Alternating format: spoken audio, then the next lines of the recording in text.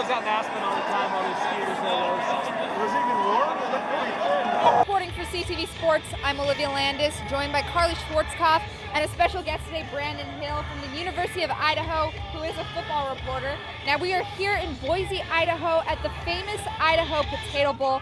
Now this is the very first time both of these teams have been in this bowl game. It's been, way back since 2009, so a whole 7 years since the Vandals have been in a bowl game. Colorado State, this is the fourth consecutive year they've made a bowl game, and the last time that the Vandals and the Rams faced off was 2010, and the Rams did take home that win. However, the series is 4-3.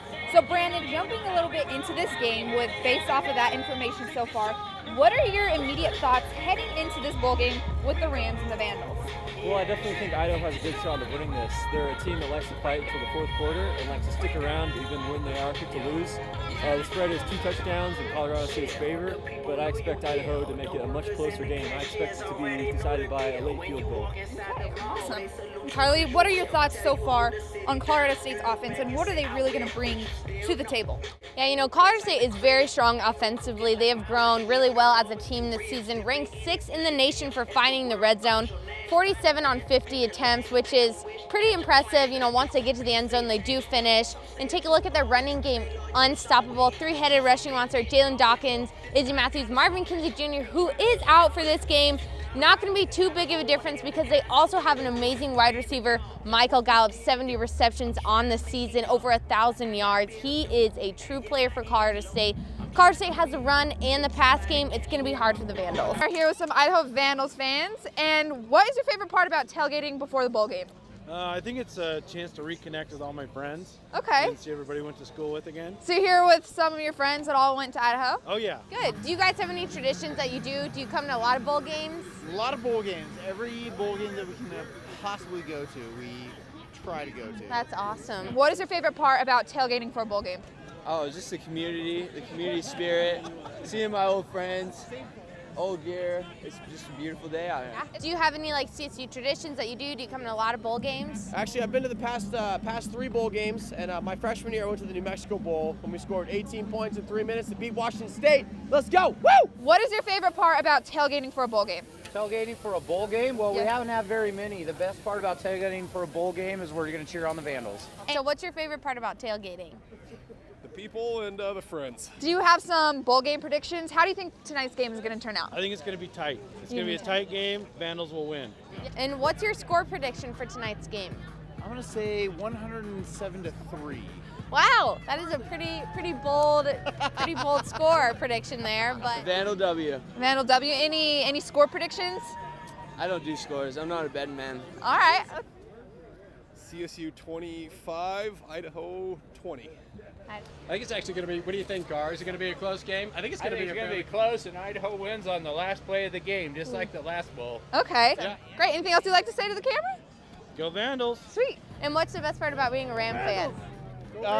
Just the camaraderie, the Ram fans, all of us, we're all together. See this? Go Rammies!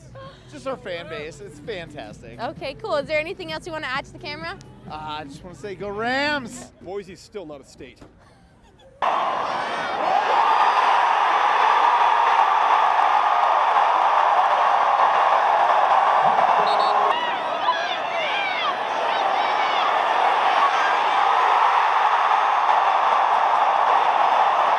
The Colorado State Rams are playing the Idaho Vandals, where the score currently is Vandals up 20 to Colorado State 7. Olivia, this game has been really interesting. Colorado has struggled offensively, where we've seen them be really strong all season.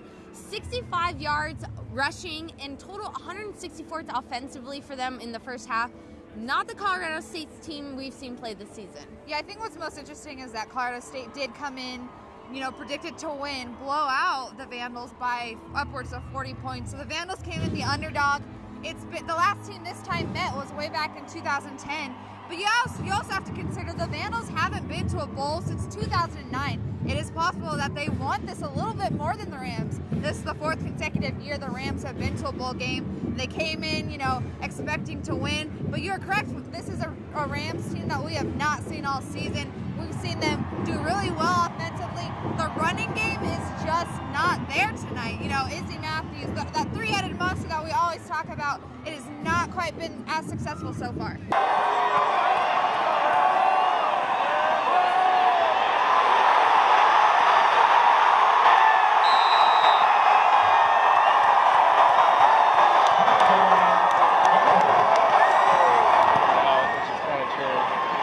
I think our guy.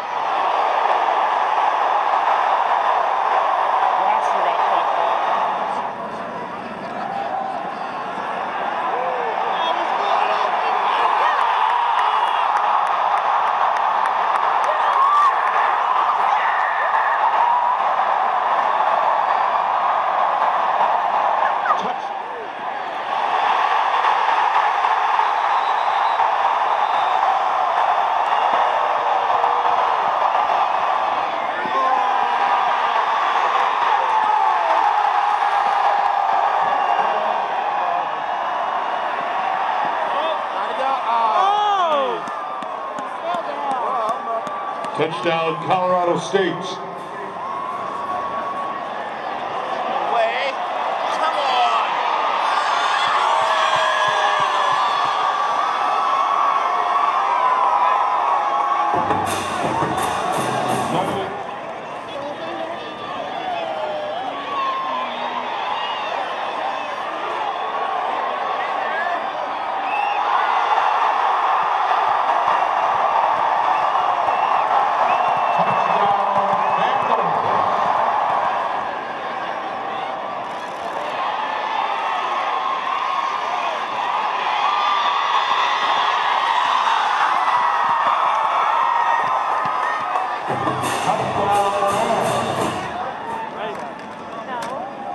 Get there, get there, get there, get there!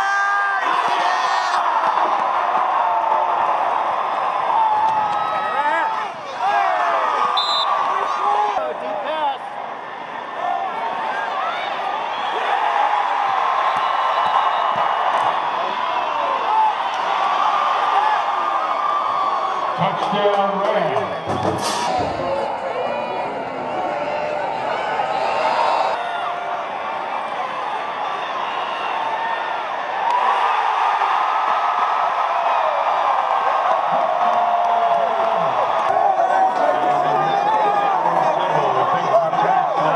I'll give Idaho a ton of credit. They came ready to play and made more plays than us tonight and deserved to win the ball game. Very disappointing finish to our season. Disappointed in the way that we were ready to fight. When I say fight, ready to play hard this ball game. We did not play very disciplined. We lost our composure and did not handle the elements very well. And it's something that we improved dramatically on from the year before, of being disciplined and handling some adversity. We did not handle the adversity very well today, and it showed in our lack of composure with, some penalties. A lot of them were self-inflicted wounds. But at the end of the day, you got to give that team credit. They made more plays than we did, offensively, defensively, special teams. It's like I just told the team, you got your butt whipped, and that happens. Just because you work hard and prepare does not guarantee you that you're going to show up and you're going to win a ball game. And that's life, and it's how you respond to it. Have zero doubt, really, in where we're going as a program. Have zero doubt in how we're going to get there. It's part of a process that we're doing and trying to lay a foundation. It's disappointing, definitely disappointing in the play of our team. For those seniors in that room, for the whole CSU Ram faithful. But I do appreciate the seniors and what they've done. The 2 years that I've been here with them, the 4 years or 5 years they've been in this program, they've started to lay a foundation of some consistency, and I believe that's what it takes to be a championship contender. Is you got to have consistency, and things don't always happen as fast as you want them or how you want them. It's how you respond to them, and we'll respond. We'll go back to work. We'll recruit to improve this football team. We'll train in the offseason to improve this football team. We'll identify leadership in the offseason, and we'll develop that leadership, and we'll get a plan of attack going into next year. You know, I don't know if we could pin it on exactly one thing. We definitely had a lack of execution. Weren't able to get anything going in the run or pass game. They held us to, I think it was 7 points in the first half. So it's always going to be tough to win when you can only put up 7.5. And we couldn't get any momentum going on any sides of the ball. So that was definitely the tough part. I think we did a good job of coming out and finishing, though, as an offense and as a team as well. You know, coming out first half, or actually all week, we hadn't really practiced on that field at all. So in that first half, I think we faced a little adversity, and it got to us. It got in our head, and we didn't figure it out until the second half how to actually play CSU football on that field. I think it was way too many mental mistakes, and then we let the mental mistakes get to us as a defense. I guess, you know, obviously both teams had to play on the field, but I think guys were thinking too much about playing slower just to keep their footing. But probably the mental mistakes that really killed us today. I'd just say it wasn't anything that we hadn't seen all week.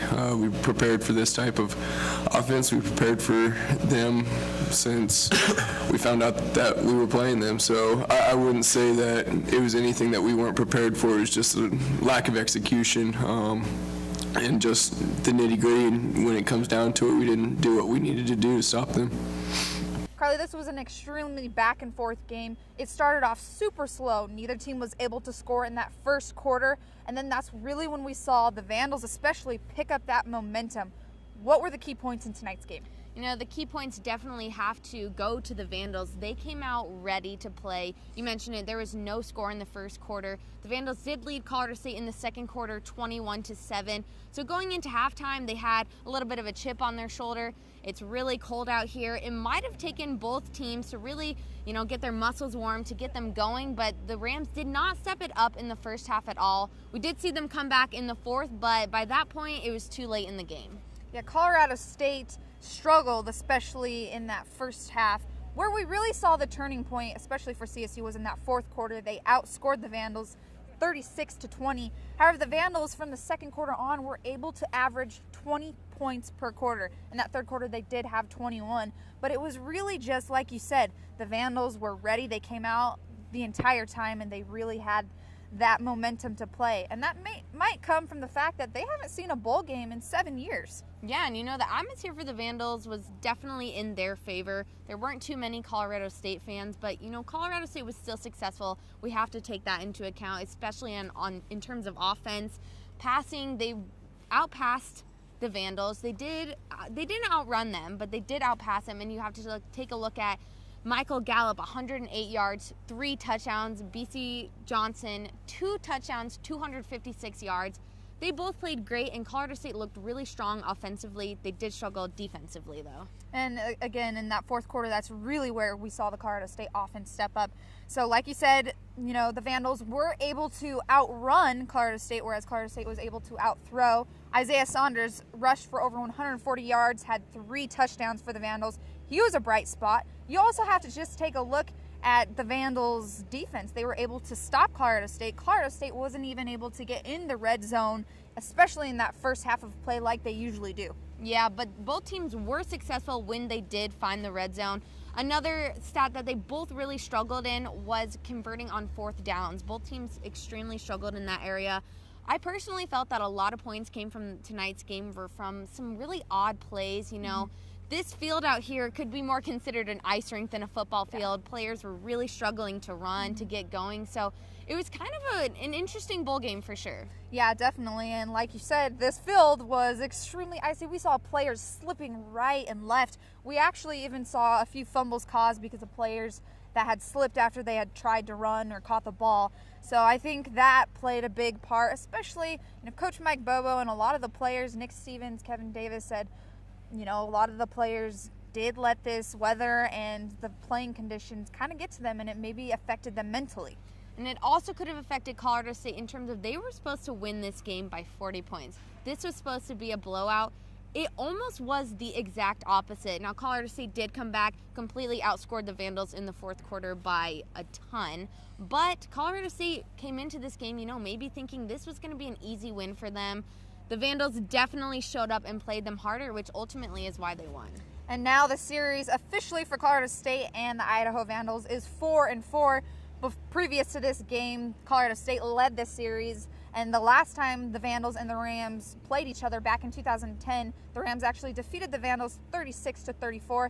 That was not the case today. It was a great bowl game overall. A lot of cold and chilly conditions. We were out and about the entire time. The fans were super excited. Overall, Coach Mike Bobo said he looks forward to next year, and this does not define their entire season. Yeah, and that is all you can do as a coach is hope that your players, take this game. You got to crumple it up, throw it away, and look forward to the new season. And Coach Mike Bobo definitely had a lot of great things to say, and he's looking forward to the new players and the returning players as well. Yeah, definitely. Well, that is all the Famous Idaho Potato Bowl updates that Olivia and I have for you.